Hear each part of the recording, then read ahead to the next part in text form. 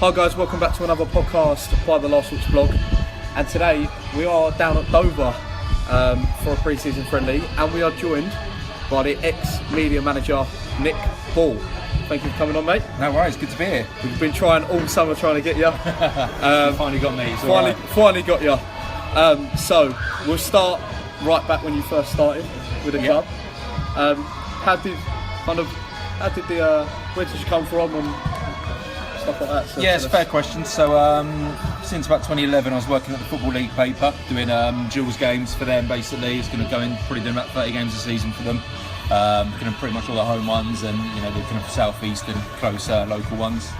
And through that, obviously, kind of got to know the faces in the press box. Got to know Phil, who was the guy before me running the show, and then he was basically doing it on his own for about 2 years. So I started helping him out on a match basis, kind of doing stuff like match reports, post pieces for the website. First one of those I did actually was MK Dons away on a Tuesday night when Craig Fagan got the winner. Oh, well, I remember that. Under Peter Taylor, when we got absolutely bombarded with balls in the box, but Barrett and Legg were stonking. And then from there, when Phil left, he left I think about November 2015, took over not long after that, and left at the end of last season. So, said you took over November 2015. What was your day-to-day duties of being the media guy? Yeah, so basically overseeing the club's general outputs. Obviously there's the social media, so Twitter, Facebook, we launched a Snapchat, we had Vine as well before it got closed down. There'd be the website, match day programmes, organising things like the press conferences that Ada would have every, or Justin obviously at the time would do every Thursday, Friday before the game. Just making sure that the media operations on a match day would go all right. Making sure that the journalists would get in, all their PowerPoints, all their decimal work, and it was kind of a lot of stuff to it. It was a very varied role in that one. So, start of the season, you mentioned Justin. Yeah. Well, it was when you joined. Justin, obviously, his first full season. Yeah, going really well. Yeah. I mean, certainly as with being within the club and being within social media and stuff like that, how was your thoughts on the signings that he made that summer? So obviously, coming into the club, it was just before, there was that December 2015 run of it was Millwall, Swindon, Colchester, and obviously the first game of 2016, Bradford, which was, as a 4 game run, and it's that stands out for me. That was clearly the height of Justin's time at the club. I think that we were really on a roll that time, and I kind of look back to that, and actually it's quite staggering to see how we didn't end up going up that season. But I felt at the time that he was going to be the man to take us up. I felt the progress he made when he came in was good.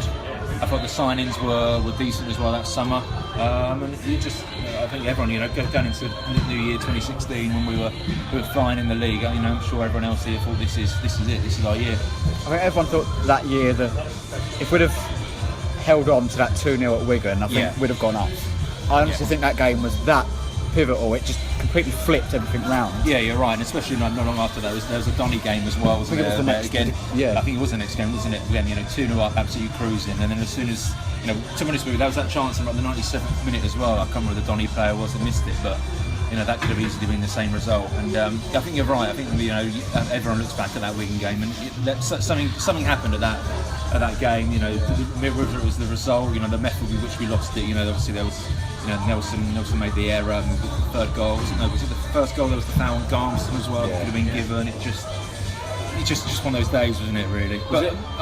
Did you feel, Nick, that after that Wigan game, obviously you went back with the club, and then the day after, did it kind of feel like the morning after that club that there was a kind of sour taste? And no, not massively with Wigan actually. I think the mood around the club was actually still alright. Let's not remember. There was the Walsall game earlier in the season at Halloween where we again 2-0 up and absolutely cruising. The Coventry away one was the big one for me. That was always the way we lost at Coventry. 4-0 down with 4 goals in 10 minutes. That was always a slight worry. But actually, even at the start. I reckon probably even around April, going into April that season, I think the mood around the club was actually, we're still in a decent position here, really. I think the problem was we got so kind of caught up on the fact that we were closest to the top two, the Wiggins and the Burtons and the Walsall to some extent. We kind of didn't look over our shoulder. Whereas that gap, between the top two was never really that big. Everyone else was going to get in close. Obviously Scully really came on, Millwall came on. I think Rochdale, finishing below Rochdale, didn't we? Yeah. All these teams below us just absolutely kicked on, and we never really kind of found any momentum in that final part of the season. So, we start obviously the summer just gone when Edinburgh brought in Manuel Thomas and stuff like that. Did we did the club feel that year that, certainly us as supporters, didn't we, that we thought, after the signings, it was going to be that year? Did the club feel like that? Well, I think as well as the signings, it was the fact that we didn't lose Dak. I think the way it was, especially I don't remember the Millwall game, the final game of that season, where he went around. His lap of honour was basically about 2 hours long and everything. It just seemed like he was a goner, really. But the fact we kept him was great. But for pre-season last year, the fact he got off with such a nasty injury to Aaron Morris, that was just, I was down at Beachlands that day, and when something like that happens, it's just the whole atmosphere really takes a toll, and I think that had a big impact actually on the general pre-season. I think if anyone sees one of their teammates go down so nastily and just do such a serious injury, that's horrible. And then obviously like Lee Martins as well at Leyton Orient, which was just an absolute stigma as well. And I don't know, there was something that I wasn't quite sure about, just in terms of whether it was a hangover from the previous year, whether it was injuries, but it seems like it needed a lift, and Emmanuel Thomas when he came in was that lift. Again, being down at Beachlands on the Friday, which was his first proper full training session for the Southend game, and I think everyone knows, when he's on it and he's going to got the ball at his feet and he's running at players and he's really in the mood, he's unstoppable. And that day in training, he was just unbelievable. He was really, really good. And I think that just, the first kind of couple of runs, wins in August that started last season, I think were a big part just because of that boost he gave. But also as well, one thing, no matter what people think about Edinburgh, his biggest thing actually, he did it both years running, it was 2015 and then 16, was that for the first game of the season he'd pull an absolute surprise out in team selection. So against Sheffield United in that 4-0, he put Dickinson at left back, which I think caught a lot of people out. And then last summer against Southend, I think everyone was thought he was going to start with Nottingham, but he ended up going with Osidibe in the midfield, and actually that was, again, that August 2016 run was probably the best that Osidibe played consistently for the club before before everything kind of went off the rails for him, really. Yeah, so talk about that was a long answer, I realise that. So. Yeah. So you talk about must be kick-off now, mustn't it? Yeah. You talk about Justin. What was he like? We often talk towards the end of his reign about being in the media, didn't we? Yeah. What did, I know we've had conversations off air and stuff like that, haven't we, in like games when he was here. What did you feel like for media wise he was like in it? Yeah, I think in terms of the media, but when he was on, he was really good. Like for I remember watching the League Cup draw, the EFL Cup draw, when we got drawn against Tottenham, and I just remember thinking like, this is great for us because the amount of publicity we could generate from that. We basically spent the next couple of days using all the people on the national papers saying that Justin Edinburgh is in charge of us now, come and interview him. And he was really, really good with them actually. He was amazing. I think the Times came down and they spoke to him for about an hour. We had the Mail down, we had the Sun, we had the Telegraph, the Evening Standard came down, BBC as well, Sky Sports News came down, and he was really good. He was really good. I think it's like anyone really. If you're happy in your job and it's going well, it was great. I think naturally, I think any football manager's the same. When the pressure's on, the biggest thing I found is just going to stay away. Just going to, don't pester them. Before on a match day, you could, if it was going well, you could have a bit of a laugh and joke, and we'll be all right. But I think, particularly from about October that year onwards, it was just easy just to step back and just try and let him get on with it. Really. Dom, I know you often had your opinions about Justin in the media. I remember coming back from Bolton. We was on the Sky coach. I sat with Ollie and Julian. And Ollie was writing up the match report and everything, all the quotes, and he sat there, and I think Edinburgh said something, and Ollie couldn't believe it. He couldn't believe he had to type it because he knew the fans would be absolutely on the media team's case for him saying it. But then as you say, when it's going well, he's going to say the right things. When it's not going well, he's got to say these things that people have misinterpreted. Yeah, you're right. I mean, it's one of those things, isn't it? I think the stuff around Bolton was like talking about things like budget and all that type of stuff, wasn't it? Which, you know, from a fan perspective, I always going to think it's a bit of a cop out. What about when he said that to me? We're only Gillingham. What about when he went about literally? I think it was a press conference just before he got the sack. And he said that, well, actually, we're still overachieving. It was after Oxford. Yeah, that was after Oxford. I think actually that was the. If he wasn't close before, I think from the final straw? Yeah, I think that for the chairman, I think for Scally that was the real turning point. I think as soon as he heard that, I think that was it for him. I think the decision was made. You said, Nick, didn't you, when we won at Watford in the cup, that Edinburgh got quite. Do you remember you telling me that he got quite frustrated going to all these different media groups and stuff like that after we'd that was one that kind of does stand out actually, because I never really realised this, because you watch Match of the Day and you just see the manager talking to the camera, but Premier League managers do about 10 interviews after the game. I mean, it's absolutely horrendous. It's on for about an hour, so they do like Sky Sports, they do BBC, they do like all the foreign channels, they got all the TV rights going out in like Australia and Abu Dhabi, Qatar, all that type of America as well. And then do a written press conference, which tends to get split in two. So like the people writing for a Sunday paper get like the first run of quotes, and then people like doing all the goal supplements on Monday. So you know, for a Premier League manager, it's absolutely relentless. And yeah, that night was a bit strange. I think. You told him the arrangements. You know, it wasn't over keen on doing so many actually, but I think the fact that we won probably helped on that one. You know, I think if we'd have lost 4-0 and then trying to get him to do 6 or 7 interviews might have been a bit tough. But that was it worked out all right in the end, luckily, which was good. So we're sticking on new, same press conferences, but new managers. Aidy Pennock. He often come under criticism by this man here for just him. Yeah, and Dom and quite a few of us for stuff he said in the press conference. Yeah. Is it quite a frustrating one to interview because he just said kind of the same things? Luckily, because in the press conference it's the journalists asking the questions, it's all right. I'm kind of filming it and doing the Facebook Live and everything, which is all right. I mean, the thing I'd say about press conferences, I've kind of sat. You know, again, this sounds quite arrogant and braggy. It's not intended that way. I've probably sat in about 1,000, 1,500 in my career, and there's about 2 that stand out.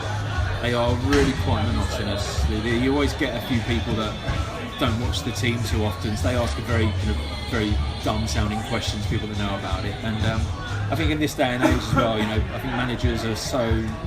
They don't want to alienate people. They don't want to annoy people. So you know, when Pennock will come out and say, you know, the lads are chomping at the bit, and if he was talking about injuries, he'd just say, you know, touch wood, all that type of stuff. All cliches. You know, I think there's a lot of. I think it's the way the managers are now. I mean, from you know, when you're working at the club, you don't really want a manager to come out and say something absolutely radical and really put the can amongst the pigeons. But actually, if you're a fan and everything, totally, of course you do. You want to hear his, you know. I hate when people say, oh, you know, there's no easy place to go when it's like Chelsea playing bottom of the league, Sunderland or something like that. You know, I'm thinking, it is. It's not rubbish. You could tell me about 16 minutes. That always gets me. What it was with me with AD, more than the chomping at the bit thing, it was out, obviously when he first came in we didn't win for 8 games or whatever it was, and it was every time we was losing, it was, we've had a chat about it, we've sorted it, and then the same mistakes were happening the next week. I mean, I still really feel for him, because in that sense, I thought the preparation that him and his coaches did, I think it was light years ahead of what they were having before. Kind of completely different, you know, longer sessions, double sessions. The amount of opposition prep work was unbelievable. I mean, I remember one. It was before the Bolton game. So obviously before the Bolton game on the Monday night when we lost 4 up there, we hadn't played in about 2 weeks because we were out of the cup, weren't we, and everything. And I think it was about 16 days we didn't have a game. And a few of the players said to me that in that 16-day period, the name Bolton wasn't mentioned once in training. Wow. That's under Edinburgh, isn't it? That was under Edinburgh, and I think my observation, and you know, okay, I wasn't down there every single minute of the day at the training ground, but my observation of the previous regime's training was that it was very similar, very formulaic, and if we were playing a team that played 4-4-2 with 2 nippy wingers, or playing someone that had one up front as a target man or a false 9, we wouldn't change our training to cater for that. which is a bit of a worry. I don't know where it was, that I heard at one point apparently in the back end of Edinburgh's reign we was only training 3 times a week or something silly. They had 2-day breaks, I think. I mean, I think most weeks it was about 4 days a week, but I mean there was in terms of the severity and the length, it was probably only about an hour and a half. Yeah, that's what Mr. Scally touched upon, didn't he? When he sacked him? Exactly. Yeah, indeed, you're right. Hours training a day. Because there was rumours it was just 5-a-side, 6-a-side games. It was. I went down there a couple of times. 6-a-side was quite a common one. And obviously, the position we was in and the form he was in, I think that's really worrying. And actually, when again, I think the reason why he's so fondly remembered as a manager is for mine, Adam, because his team were basically built from the back. Especially in that championship winning year, it was all about defence and. Okay, he did things differently. You want your fans going down to training, but I don't know if everyone to those open training sessions he did. But the work he did on the defence, it was, the positioning was just such an integral part. And okay, if we get countered and Barrett and Legg have gone up for a corner, you're here, you're covering, all that type of stuff. It was very, very in depth, and I think that was one thing that was particularly missing from the old management team's game. I mean, honestly, this may sound, given the defeats we had and the goals we conceded, that the preparation of Pennock and the coaches was so much better. Do you reckon that maybe me trying to actually defend Pennock slightly? Be careful. I'm not going to stop you in that moment. Do you reckon maybe part of the reason why we struggled so much when he first come in is that we've gone from one end of the training spectrum under the previous manager, and he's tried to change so much quickly that the players have just not been able to adjust and take on board what he was trying to do. I think so. Also, things like maybe the lack of positional and shape work as well. If you haven't done that in about a year and a half or whatever, I think that's a big shock to the system. I mean, the one that's probably the biggest. The one that stands out for me is obviously the Bolton at home game, the 4-0, which I think was about as low as it got under particularly at home games anyway last season. I couldn't tell you the last time I see us lose by 4 goals. That could be but. The team instructions that day, the last briefing they got before the game was Maurice, don't give him corners, don't give him time with the ball to cross and get stuck into their midfield. And obviously Maurice was 4 assists. Yeah. Was it 3 from corners? But then whatever it was. You could say of Maurice that he played Muldoon left wing back, someone that's never played on the left side of his career. Yeah, fair comment. He started Martin right wing back. Surely you'd start Martin left wing back, but he's been playing there the last few games. Fair enough. I get that. I mean, so again from that point of view, so I can see why some of the fans weren't particularly happy with the selections and the formation. I mean, that's always going to happen in football, isn't it? Really, always going to happen. Nick, do you actually think, like looking at this season and looking at the squad that we've got now, do you actually think that we'll do better this year? I'm confident of that. I think the biggest thing is, he's clearly looked to address the defence. I think Zakuani's a big massively. I'm hoping in terms of the game time he loses before when he goes on international duty, he's not that. I think in his contract, he can only play actual games. He can't play friendlies, which is good. I didn't know that. So, I think Peter Taylor said that. I mean, that for me is the big thing, and actually it should have really been the thing we needed to address. The previous summer. I think from January 16, everyone knew that Egan was going to go. And the way that it didn't get addressed was quite a big, it just seemed like the gaping hole, really, didn't it? Well, we were talking on the way down here, weren't we, about replacing players, and Dak and Cody, and things like that. And you look at like Berry, was it today or yesterday? Yeah, they sold James Vaughan, didn't they? And then literally gone and brought Jose. And do you think that is probably like this summer as well? Is that what has worried me is that Dak and Cody have gone, and we've gone and got. It's a big void to fill. And the 2 forwards that we've got, or our strikers as a whole, have not even scored 10 goals. Like I keep saying to you, I agree on that one. Also, we've lost Dak, we've lost Cody, we've lost Jet, who still scored 15 goals last season. Is Wright going to have another freak season? He's going to score near 10. It's a lot of goals that are vanishing. You're not wrong. But actually, who was it? Well, I think it was one of you two actually that said about when we've been losing 3-0 at Doncaster and everyone's going to start singing "Oh Cody McDonald." I mean, I get that. I totally get that. I mean, I still think. I think Cody's going to be a massive loss. I know it's not just the goals; it's the drive, the passion. Totally. Yeah, totally. Do you think the club could have done more to keep him? We've heard murmurs. I think so. That he was offered less terms. Yeah, I mean, it seems. From what I understand, he was offered reduced terms. But unless you've got an absolute surefire replacement who's ready to come in, for someone like McDonald, as Dom just said, the whole drive, he gets the fans involved, he chases the lost causes. I mean, Yeah, I mean, I think there's a few fans that haven't appreciated what Cody's done for the club, especially like last season as well. You know, he's an absolute workhorse. I mean, to get a goal score, was he 5th or 6th in the all-time Gills top scorers list? Yeah. I mean, in modern time as well. Yeah, it's ridiculous. You know, his stats ratio is great. You know, I think unfortunately because of that first loan year he had when he scored 140 odd goals, 30 goals was it? He scored. Yeah.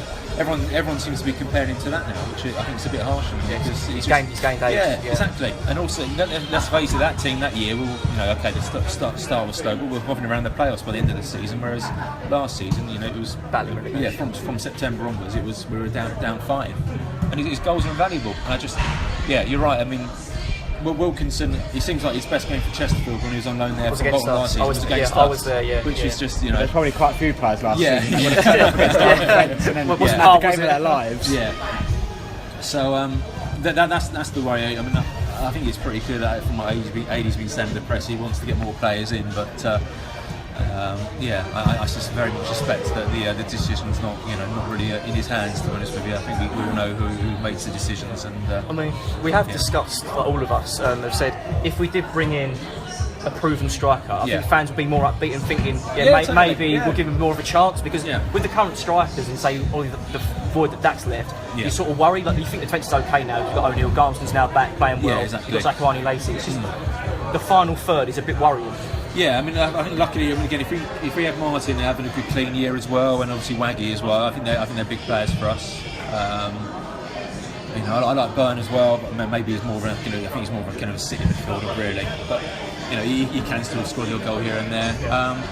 The one I feel sorry for is Noel, because I think a lot of pressure is going to be put onto Noel and Bo's shoulders now because of this. He scored so many good goals at the 18s level. Yeah, hasn't he scored like 20 plus for the last 3 years? Yeah, he's an absolute talent. And also, surely you've got to consider him there. Yeah. It's the same with Cundall as well. Yeah, totally. I think you've got to get him involved, and pre-season is the time to do that. And really. like I said, is that if you're going to offer these kids only 1 year deals, you've got to give them a chance. Yeah, totally. I mean, I think the good thing for Noel is that he's a really switched on kid. There's a lot of people that get pro deals or get near to a pro deal and just let their head go down.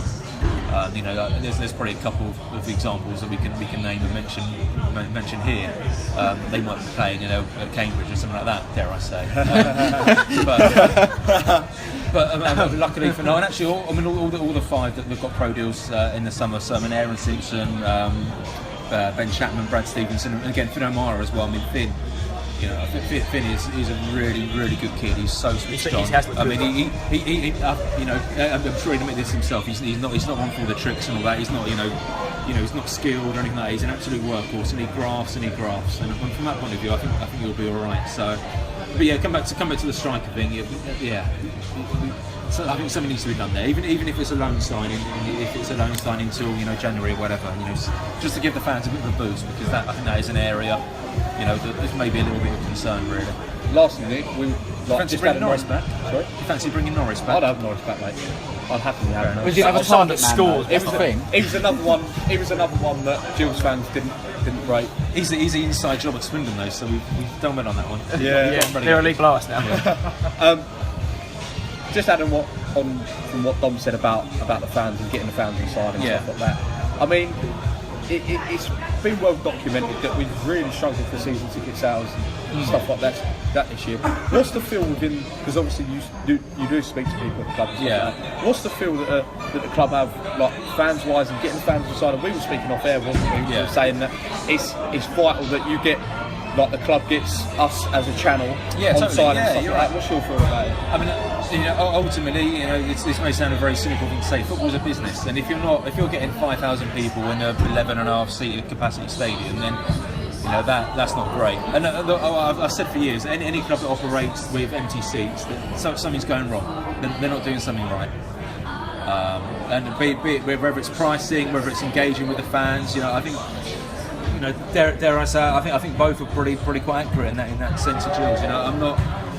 You look at kind of teams. I think Brighton are the team that everyone kind of keeps on mentioning, and I know Mr. Scally keeps on talking about them as their kind of path to Premier League football. But actually, if you look at what they've done, they've got really good initiatives. Their pricing structure is sensible.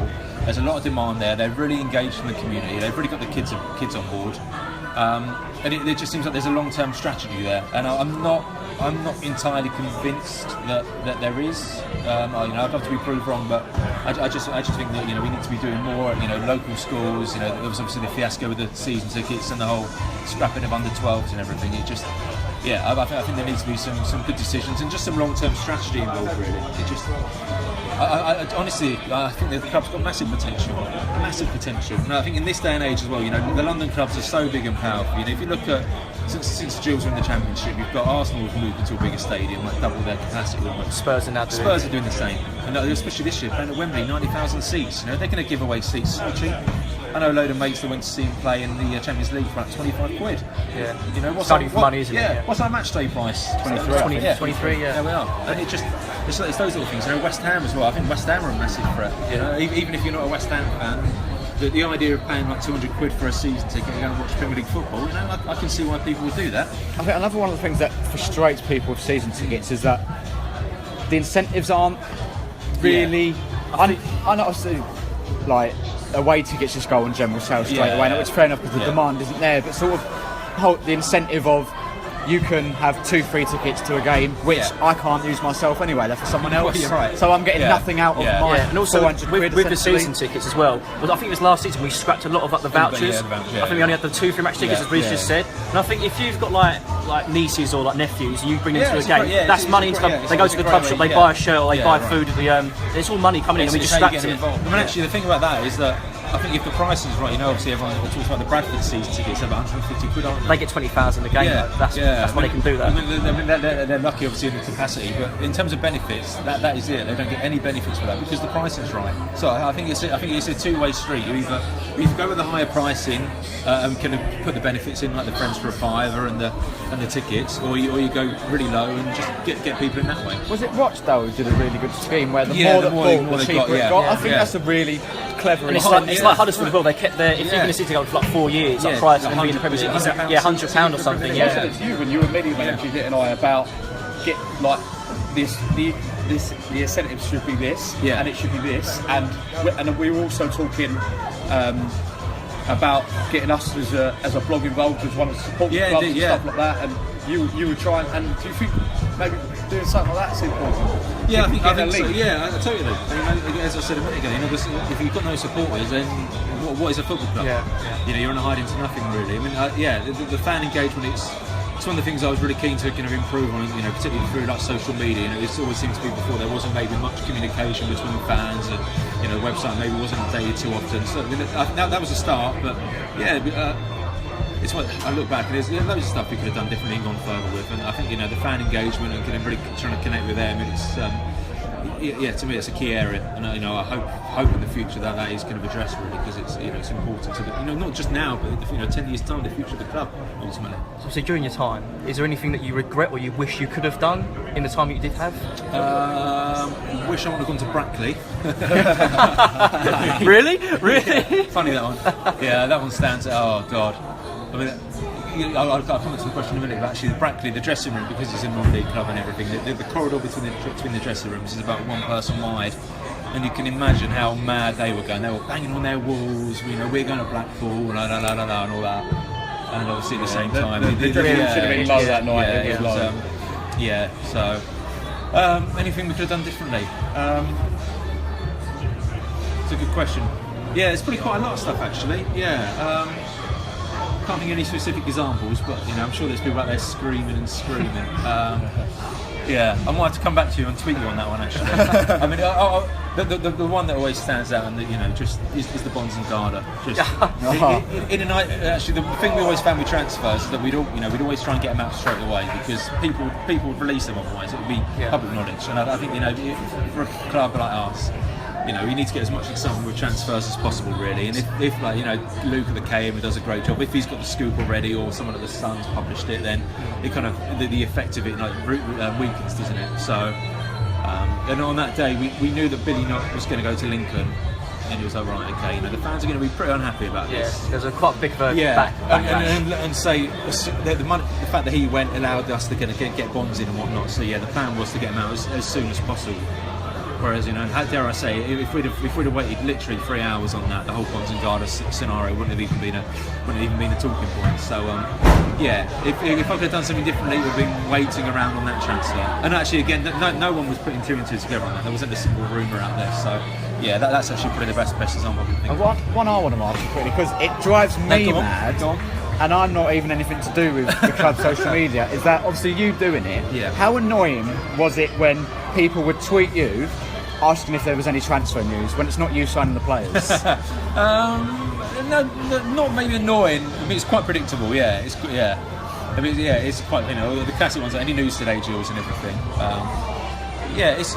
The thing is, in this day and age, you know, fans want news, and especially in the summer, you know, fans want signings. You know, so someone messaged me actually in about mid-May saying, "Oh, I'm really worried we haven't made any signings yet." Thinking like the season finished 2 weeks ago, and I'm like, we'll be all right. We'll be all right. So it's one of those things you get to laugh about actually. And then the best thing actually with the social media is that, you know, you can't kind of comment and you can't say much about it when you're at the club at the time. But there's a lot of fans who are very, very funny. A lot of fans who speak a lot of the truth. Was it a bit tough for you to reply to the tweet on the Gills account saying, actually, I agree with you? No, not too bad actually, because if you did that, I think you get sacked pretty quickly. There'd be a lot of time when I'd be very close to it on my personal account, liking tweets and tweeting stuff, but never did. I was good. Well, you could do a Johnny and Lescott tweet from your back pocket. Yeah, exactly. Yeah, always. Yeah, that convenient picture. Right, so we're ending it there then, as we've got the lovely announcer over the top. Thanks to Nick for joining us. I'm sure maybe we'll see you in the near future. Yeah, I'll be around, I'm sure. Yeah, I know you're a Gills fan yourself. Indeed, yeah. Maybe you'll be back next year. Yeah, you'll be back next year. Keep your phone close. That's the retweet. So thanks to Reece and Dom for joining us, and we're off to record the matchday experience at Dover v Gillingham.